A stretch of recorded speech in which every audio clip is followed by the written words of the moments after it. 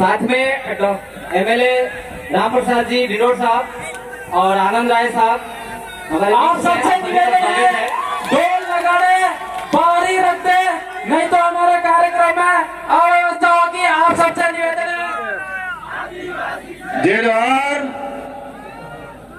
एक जय बोलाऊंगा, सबने बोलू हुए मैं बाबा की जय। किनी जय बोला जी मैं बाबा की जय, मैं बाबा की, मैं बाबा की और आप सब की जय। ये कुदरत आज हम जिस विचारधारा के आधार पे जिस पार्टी का गठन किया गया है, भारत आदिवासी पार्टी, और इस विचारधारा की जो मूल थीम है कि प्रकृति ने पूजवी, जल जंगल जमीन आसमान ने पूजबो, और आने में बाबा ने की पूजा की थी और अरज की थी कि मैं बाबा गर्मी पड़ी रहती है कई, और आ नवो नवो आ मैदान काढ़ जुए तो दुड़ूड़े थोड़ो टाड़ो कर दीवान ते बे दाड़ा पहला असर पड़ गया पूर टाड़ो थी, और हमें हाथ ज्यादा नाम जा और पसे फेर अरज की थी कि हमें फिर परली जंगा क्योंकि पैसा बाजार नहीं तो वाटर प्रूफ और टेन नहीं लगाड़ जू है तो मैं आज में राहत आती जो, और गांव खेड़ा ने माता ने जटली से आदिवासी समाज ने जी गोत्र ही गोत्र ने कुल देवी और हमारा खत्री थे की आराधना की थी और मैं बाबा थे की आराधना की थी कि आज में पूर्ण कोड़ो करी दीजो, तो तमें सब जानो आज कोड़ो थाजू नहीं थाजू। ये है आदिवासी समाज की पुरखाई जो पूजा पद्धति है, हमारी जो पुरखाई पूजा पद्धति है कि मांगजो में माँ है और आस अनुरूप, और ये पूजा पद्धति से हमारी प्रकृति की जो देन है, और आज हम सबको शांतिपूर्वक कार्यक्रम निपट गया। आज इस कार्यक्रम में हम जो पांडाल में बैठे हुए हैं, इस जमीन को तैयार कराने के लिए यहाँ के जो स्थानीय साथी हैं जिन्होंने दान की है, जिसका छोटा मोटा कब्जा था और इस जमीन के लिए कई साथी जेल गए हैं, उन सब के जो मतलब पसीना बहाया, उन सब ने संघर्ष किया और उन सब की बदौलत आप शांतिपूर्वक तरीके से बैठे हैं, उनको भी मैं यहाँ से जोहार करना चाहूंगा। राजस्थान का प्रशासन, डूंगरपुर का प्रशासन सोच रहा था कि भारत आदिवासी पार्टी आ रही है तो कार्यक्रम कहां कर रहे हैं, अभी तक जिला मुख्यालय पे कोई तैयारी नहीं की है, और 3 दिन पहले प्रशासन को पता चलता है कि आदिवासी प्रेरणा स्थल बनाया गया है 84 विधानसभा क्षेत्र के अंदर, और आदिवासी प्रेरणा स्थल पर पूरे देश के आदिवासियों को आमंत्रित किया गया है। ये 4 दिन पहले पता चला प्रशासन को, और ये गांव के साथी, ये ब्लॉक के साथी, उनकी मेहरबानी। मैं अपनी बात शुरू करूं आज इस पांडाल के अंदर, और ये आवाज जहां तक जा रही है, जो जितने भी साथी हैं, आप सभी लोग दिल से आए हो, यहां से आए हो, फ्री में लाई हुई, पैसों से बुलाई हुई ये भीड़ नहीं है, ये भीड़ दिल से आई हुई भीड़ है, और आप सबका मैं तहे से स्वागत अभिनंदन करता हूं। आज आजादी के बाद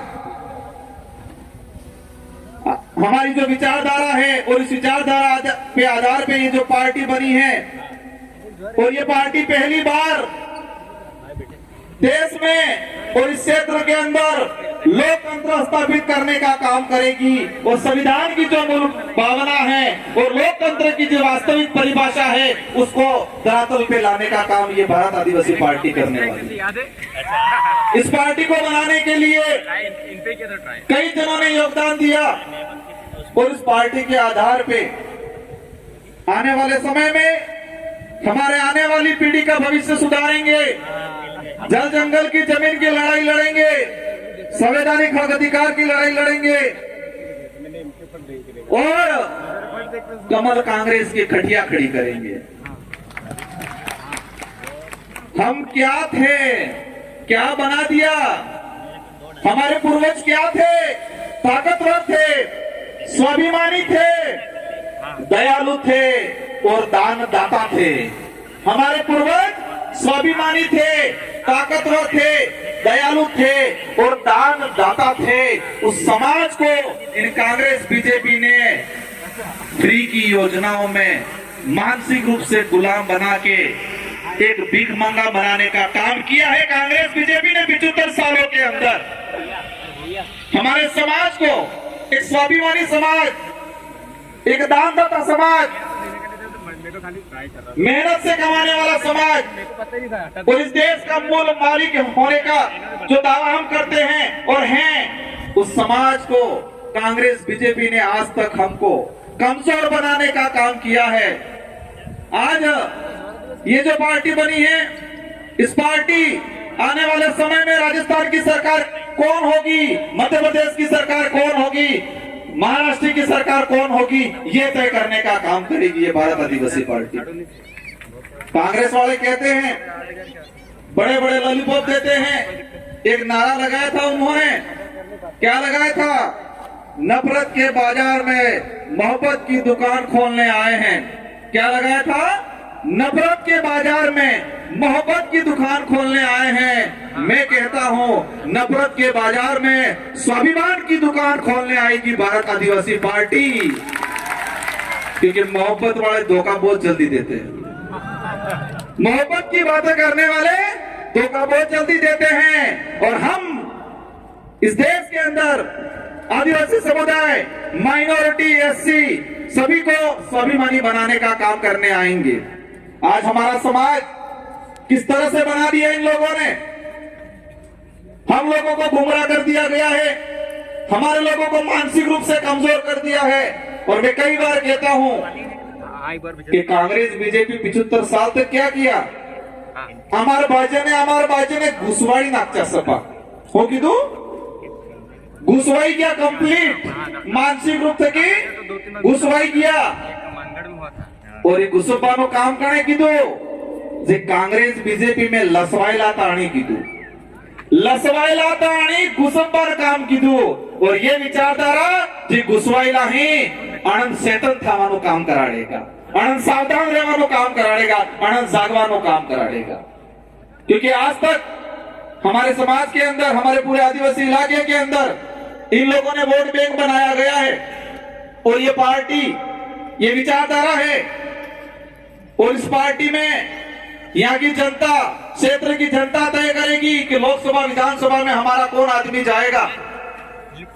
शेड्यूल एरिया के जो प्रावधान है, जो टीएससी, हमारे लोगों को झूठी झूठी बातें पकड़ाई गई, लेकिन शेड्यूल एरिया के प्रावधान नहीं बताए, टीएससी नहीं बताई कि टीएससी में क्या है, क्या अधिकार है। और आने वाले समय में हमारे यहाँ से बहुमत से जाएंगे विधायक, और राजस्थान की टीएससी, मध्य प्रदेश की टीएससी और महाराष्ट्र की टीएससी ट्राइबल एडवाइजरी काउंसिल में जाएंगे और आदिवासी समुदाय के हित में, एससी के हित में और शेड्यूल 5 की जो प्रावधान है उसके अनुरूप यहाँ पर काम कराने का काम करेंगे। आज कई लोग कहते हैं हम भी विधायक बने थे, मैं विधायक बन तारे टी शर्ट पहनता हूँ। कई कहते हैं सोरो चुनाव लड़े हो थावानो है। और 84 की जनता और सागवाड़ा की जनता ने ऐसी गोली दी कि कांग्रेस बीजेपी वाले रिजल्ट आए तो बेहोश हो गए और मोड़ासा जाके हॉस्पिटल में भर्ती होना पड़ा उन लोगों को। और फिर कहने लगे ये जीत के गए हैं, लेकिन उनको चेयर नहीं मिलने वाली है। संविधान में प्रावधान है और आपकी ताकत हमारे साथ जुड़ी थी और आपकी ताकत से हमारी ताकत दुगुनी हुई। और हम आदिवासी समुदाय के हित में, एसटी एससी माइनॉरिटी के हित में शेड्यूल एरिया के प्रावधानों के लेके विधानसभा में आवाज उठाई और राजस्थान के मुख्यमंत्री को मजबूर होना पड़ा और आदिवासी दिवस पे सरकारी अवकाश घोषित करने का काम किया। पहले डूंगरपुर जिले की बात करें, दो साल के अंदर एक बार मुख्यमंत्री आता था और आपकी खोट की वजह से अब 1 महीने में 5 बार मुख्यमंत्री आ रहा है।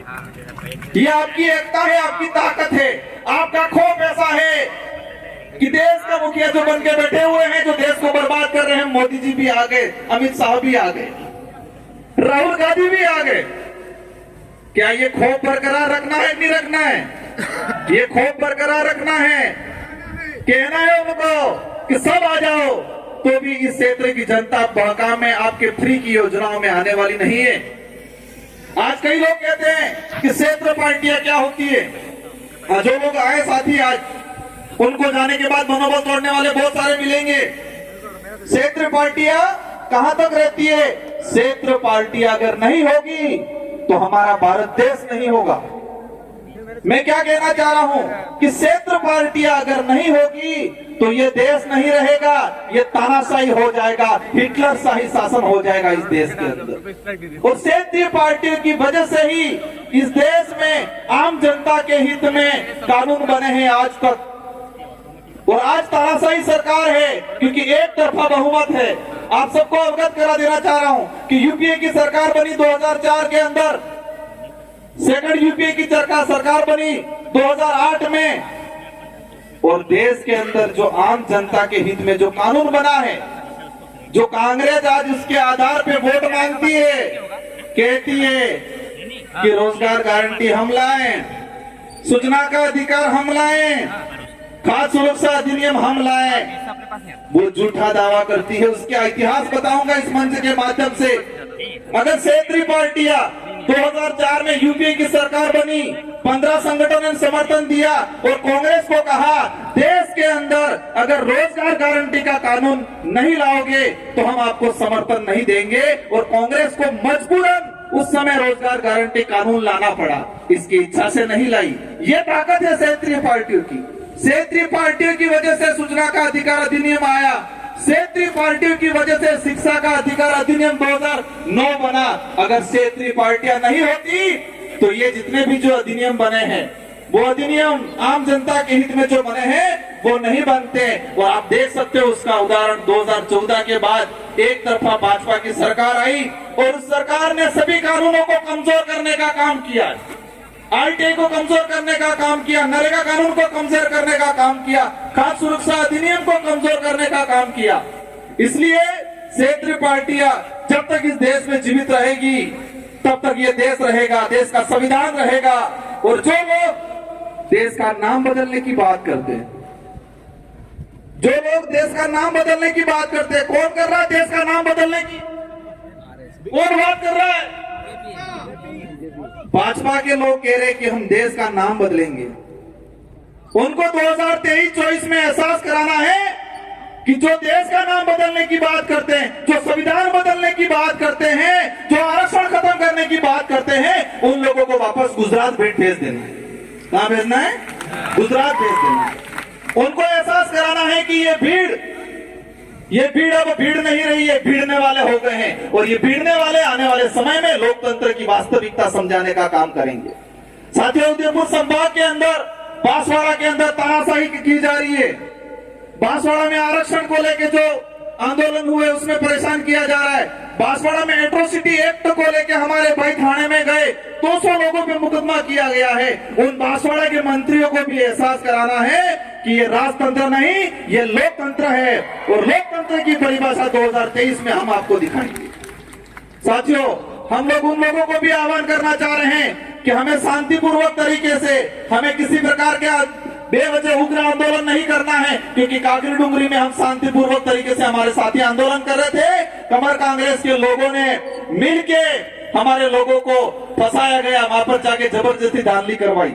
साथियों, इस मंच के माध्यम से कुछ मीणा भाई आए हैं, उन मीणा भाइयों को कहना चाहूंगा, और जो नहीं आए हैं मेरे वीडियो के माध्यम से कहना चाहूंगा कि मीणा भाई अगर जितने सक्षम हैं, इतने अगर भील सक्षम होते तो पूरे देश पे राजनीतिक रूप से हम एकजुटता दिखा के पूरे देश पे राज करते। मीणा भाइयों के पास जितनी सुविधा है, मीणा भाई जितने सक्षम हैं, अगर इतने सक्षम हम होते तो राजनीतिक रूप से पूरे देश पे हम लोग कब्जा करते और पूरे आदिवासी समुदाय का नेतृत्व करते, पूरे देश के आदिवासियों का नेतृत्व करते। तो मीणा भाइयों को विशेषकर कहना चाहूंगा कि आप लोग नेतृत्व करो, और कांग्रेस बीजेपी का जो पजामा पकड़ रखा है उस पजामे को छोड़ो। आदिवासी समाज के लेके काम करना है तो कांग्रेस बीजेपी का पजामा छोड़ो। काफी वक्त है मेरे से बाद भी हमारा राष्ट्रीय अध्यक्ष बोलना बाकी है, इन सबको आपको सुनना है, और हम सबको मिलजुल के आने वाले समय में इस क्षेत्र से कमल कांग्रेस को उखाड़ फेंकना है।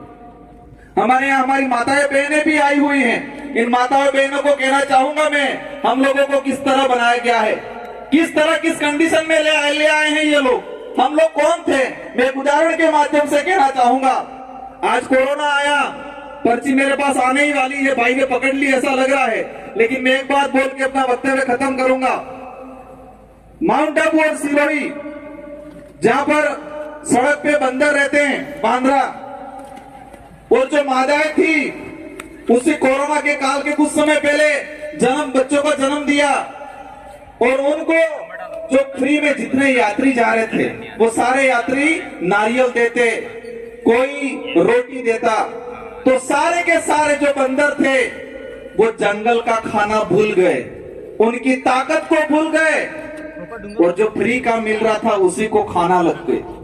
जब कोरोना काल आया, कोरोना काल आने के बाद वहां पर यात्री जाना बंद हो गए, और यात्री जाना बंद हो गए तो फ्री का खाना पहुंचना बंद हो गया। जंगल में बहुत कुछ खाने का था, फल फ्रूट थे, लेकिन उनकी ताकत भूल गए थे वो। और उस दौरान बांद्रा रोड माथे दाढ़ी करता रोए था, छोटे छोटे बच्चे रोते बंदरों के, और कई बंदर मर गए उस दौरान। और यही काम इसी तरह कांग्रेस बीजेपी के लोगों ने हमारे समाज को बना दिया। हमको जमीन का हक चाहिए, हमको आरक्षण चाहिए, हमको संवैधानिक जो प्रावधान है वो चाहिए।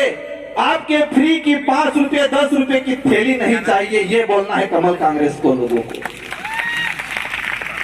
हमें आत्मनिर्भर बनाना है। कांग्रेस बीजेपी ने हमको परजीवी बनाया है, दूसरों पे निर्भर बनाया है, और ये विचारधारा, भारत आदिवासी पार्टी की विचारधारा इस समाज को आत्मनिर्भर बनाएगी, खुद के पैरों पे खड़ा होने के लिए तैयार करने का काम करेगी। और आप सब एकजुट रहे, एकता दिखाए, और आने वाले समय में पूरे देश के अंदर इस भारत आदिवासी पार्टी का बहुमत बनेगा, और हमारे लोग चुन के जाएंगे। और अभी तो विधानसभा में आवाज उठी है, आने वाले समय में इस विचारधारा का आदमी लोकसभा में भी जाएगा, और लोकसभा में भी आदिवासी परिवार, इस समाज की जो विचारधारा है वो विचारधारा की आवाज गूंजेगी। इन्हीं शब्दों के साथ विशेषकर हमारे जो ये साथी है, जितने जो वक्ता हैं, सारे वक्ताओं की जो बातें हैं वो बातें सुन के जानी है। वो जितने भी साथी आए हैं सबको शांतिपूर्वक तरीके से जाना है, और जो बातें आपने सुनी है इन बातों को यहाँ गार्ड बांध लेना है, यहाँ गार्ड बांध लेना है।